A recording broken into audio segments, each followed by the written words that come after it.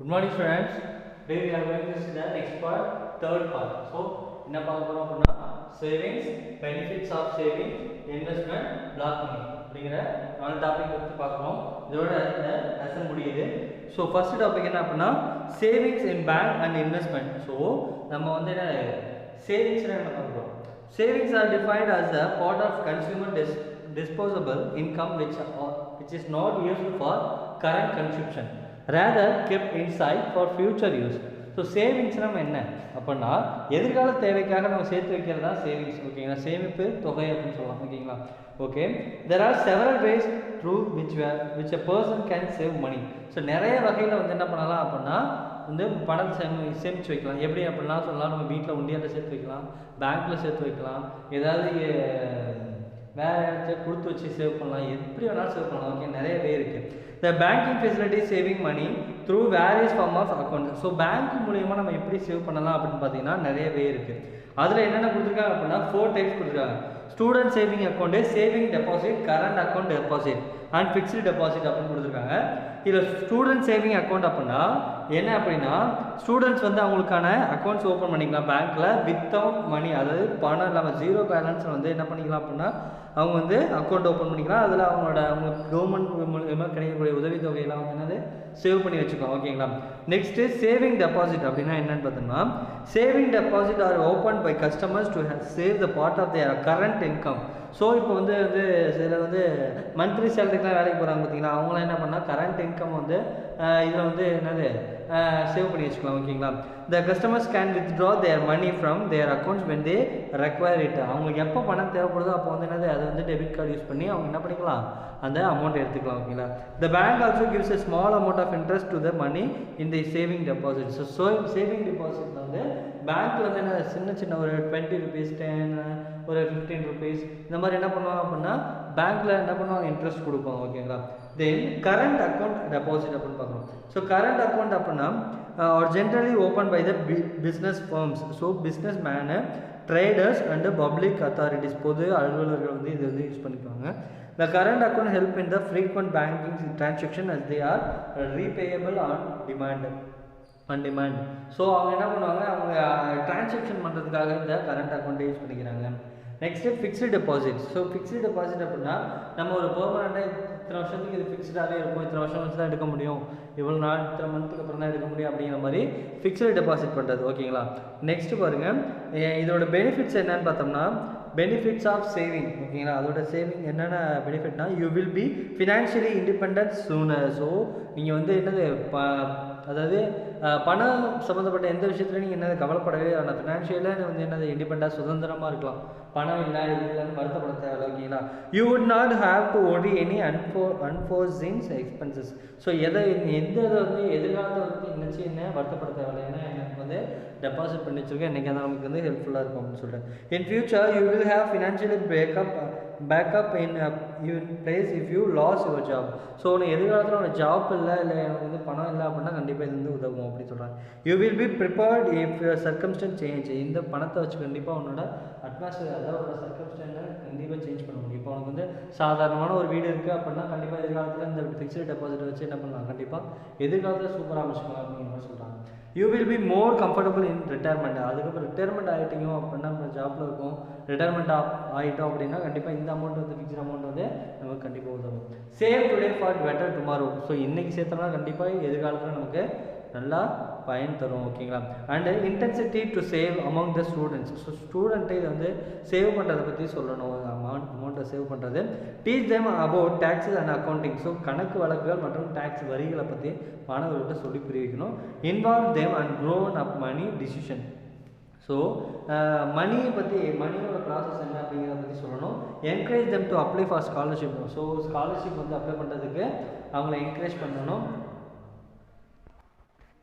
So next என்ன பண்ணால் help them budget and apply for the student loans. So students வந்து அவங்க loans வந்து அப்ளை பண்ணுறது அண்ட் பட்ஜெட் போட்டு எப்படி கரெக்டாக மெயின்டைன் பண்ணுறது அதான் சொல்லி தரணும். Teach them personal savings. So பர்சனலாக எப்படி அமௌண்ட்டை சேவ் பண்ணுறதுங்கிறதான் சொல்லி தரணும். Encourage them to open a student Sanchayika scheme. So Sanchayika scheme வந்து என்ன வந்து யூஸ் பண்ண சொல்கிறாங்க. ஓகேங்களா. அதை வந்து அதை பற்றி தெரிஞ்சு அதை பற்றி சொல்லி அதை வந்து யூஸ் பண்ண சொல்கிறாங்க ஓகேங்களா. அண்ட் இன்வெஸ்ட்மெண்ட் அப்படின்னு என்ன அப்படின்னா முதலீடு ஓகேங்களா. The process of investing something is known as investment.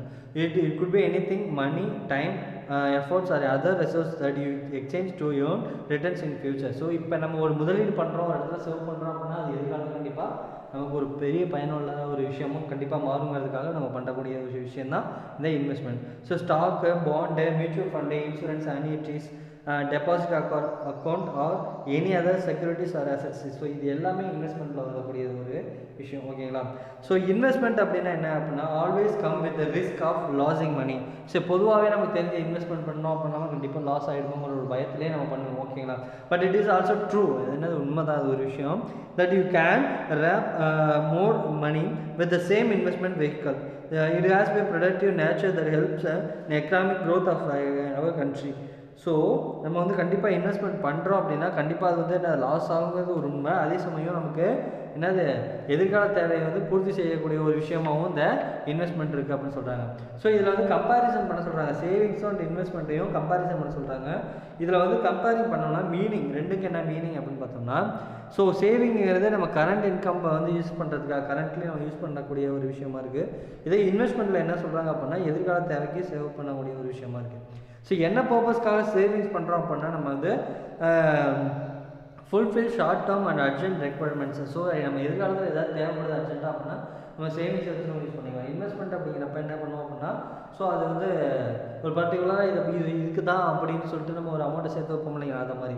So risk எதுக்கு அதிகம் அப்படின்னா சேவிங்ஸ் கண்டிப்பாக ரிஸ்க் அதிகம் கிடையாது, இன்வெஸ்ட்மெண்ட்டு கண்டிப்பாக ரிஸ்க் அதிகமாக இருக்கும் ஓகேங்களா. அண்ட் ரிட்டர்ன்ஸ் எது வந்து அதிகமாக கண்டிப்பாக கிடைக்கும் அப்படின்னா சேவிங்ஸு, அதை விட வந்து இன்வெஸ்ட்மெண்ட்டு கண்டிப்பாக கிடைக்கும் ஓகேங்களா. அண்ட் லாஸ்ட்டாக பாருங்கள் பிளாக் மணிங்கிற டாபிக் பார்க்குறோம்.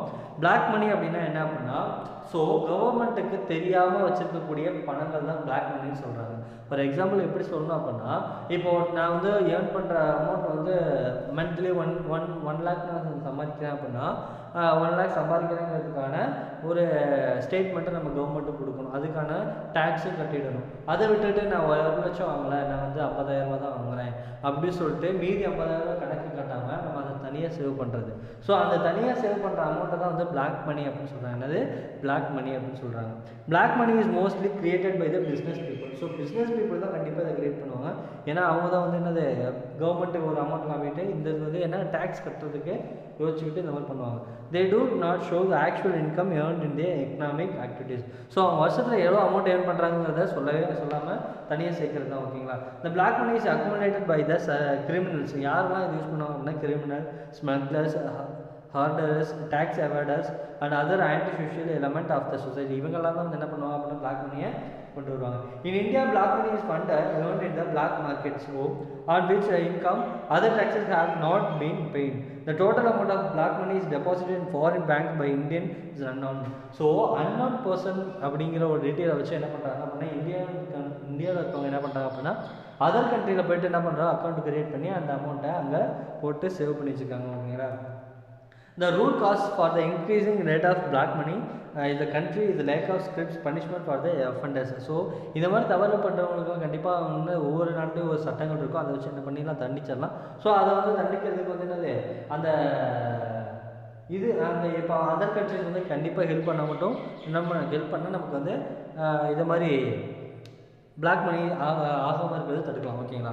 So effect of black money our economy. So black money இருக்க மூலியமா பொருளாதாரத்தில் என்னென்ன எஃபெக்ட்ஸ் உண்டாகும் அப்படின்னா டூயல் எக்கனாமி, இரட்டை பொருளாதாரம் உண்டாகும் ஓகேங்களா.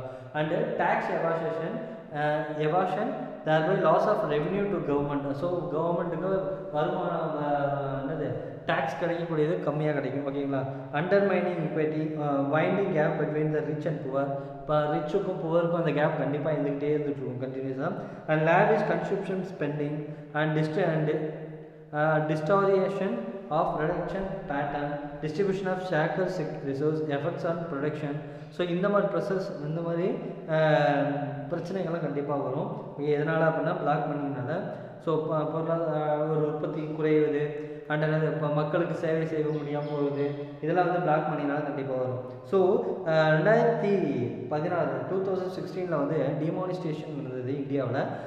அக்டோபர் 8 நவம்பர் ஓகேங்களா, சரி அக்டோபர் 8 நவம்பர் 8 ஓகேங்களா, நவம்பர் 8 2016 வந்து இந்தியா வந்து என்ன பண்ணியிருக்காங்க, 500 and 1000 வந்து செல்லாது, அந்த நோட் வந்து செல்லாது அப்படிங்கிற மாதிரி டிமானிஸ்ட்ரேஷன் பண்ணியிருக்காங்க, பண மதிப்பிழப்பு பண்ணியிருக்காங்க ஓகேங்களா. அண்ட் நெக்ஸ்ட் பார்ட் பார்க்குறோம், recent step against black money. So black money தடுக்கிறதுக்கு என்னென்ன ஸ்டெப் பண்ணிக்கலாம் அப்படின்னா, இப்போ வந்து Switzerland has made key changes to local laws governing assist foreign allegedly staged in Swiss bank. Special investigation team appointed by government on the direction of Supreme Court on black money demonetization. So இந்த black money தடுக்கிறதுக்கு என்னென்ன டிமானிஸ்ட்ரேஷன் and other இப்போ வந்து வேறு கண்ட்ரியில் போடுறாங்க அப்படின்னா அமௌண்ட்டை இன்வெஸ்ட் பண்ணுறாங்கன்னா அங்கே இருக்க சில ரூல்ஸ் எல்லாம் ஃபாலோ பண்ணி தான் இது வந்து போடணும் அப்படிங்கிற மாதிரி. ஏன்னா இப்போ வந்து இந்தியாவில் வந்து யாராவது போடுறாங்க அப்படின்னா அந்த இந்திய நாட்டுக்கு தெரியப்படுத்தணும், இவங்க இந்த மாதிரி இவங்க இது வந்து இவ்வளோ அமௌண்ட் போடுறாங்க அப்படிங்கிறத தெரியப்படுத்துறது, இந்த மாதிரியான சில விஷயங்களை பண்ணுறாங்க ஓகேங்களா. ஸோ பிளாக் மணி தடுக்கிறதுக்காக and some legislative framework in India against to black money. So என்னென்ன சட்டங்கள் கொண்டு வந்திருக்காங்க அப்படின்னா பிளாக் மணிக்கு, prevention of money laundering act 2002, Lokpal and Lokayukta act, prevention of corruption act 1988, the under undisclosed foreign income and asset bill 2015, benami transaction prohibition, அதாவது பினாமி வச்சு amount send பண்ணுற amount போட்டு வைக்கிறது அது வந்து தடுக்கப்படுறது. என்ன சட்டத்துக்குலாம் 1988 அந்த அந்த வருடத்தில் போட்டாங்க. அண்ட் நெக்ஸ்ட் வந்து இந்த ரியல் எஸ்டேட் அந்த ஆக்ட் வந்து 2016 கொண்டு வந்திருக்காங்க ஓகேங்களா. ஓகே, இதோட லெசன் முடியுது. ஸோ உங்களுக்கு 1 மார்க்ஸ் பார்த்தீங்கன்னா ஃபஸ்ட்டில் வந்து ஸோ 1 மார்க் ஃபஸ்ட் ஒனுக்கு பார்த்தீங்கன்னா ஆல் த அபோ ஃபஸ்ட்டு ஒன்று ஆன்சரு, செகண்ட் ஒன்று உதயகுமார். ஸோ இந்த சிம்பிளை வந்து யார் கொண்டு வந்தா அப்படின்னா உதயகுமாருங்கிறவர் தமிழ்நாட்டை சேர்ந்தவர், இவர் தான் வந்து என்ன இந்த சிம்பிள் ருப்பி சிம்பிளை வந்து கொண்டு வந்தவர் ஓகேங்களா. தேர்ட் ஒன்றுக்கு both A and B, fourth ஒன்றுக்கு செக், ஃபிஃப்த் ஒன்றுக்கு பே டேக்ஸ் ஓகேங்களா. சிக்ஸ்த் ஒன்று வந்து என்னென்னா all the above and online banking is also net banking, money is what money does and electronic money is also NEFT NEFT ஓகேங்களா. Credit money and debit card are plastic money. எப்போ வந்து Reserve Bank of India வந்து establish ஆச்சுன்னா 1935. So first மேட்ச்சுக்கு வந்து barter system அப்படின்னா exchange goods and for goods for good and reserve bank act வந்து 1935. E money அப்படிங்கிறது என்ன அப்படின்னா எலக்ட்ரானிக் மணி. சேவிங்ஸ் அப்படின்னா consumer disposable income. And fifth ஒன்று பிளாக் மணி அப்படின்னா டேக்ஸ் அவார்டர்ஸ். ஃபோர்த் என்ன சேவிங்ஸ் வந்து சொல்லிட்டோமா, கன்சியூமர் டிஸ்பாஸ் இன்கம் ஓகேங்களா. லாஸ்ட் ஒன்று the right one word answers. So என்ன அப்படின்னா the word money is derived from Roman word moneta Juno, அதில் வந்து வந்தது. So who prints and issues paper currency in India, rural cooperative credit institution தான் வந்து create பண்ண first என்ன பண்ணாங்க, பேப்பர் கரன்சியை பிரிண்ட் பண்ணாங்க ஓகேங்களா. இதோட இந்த டாபிக் முடிஞ்சு. Thank you students.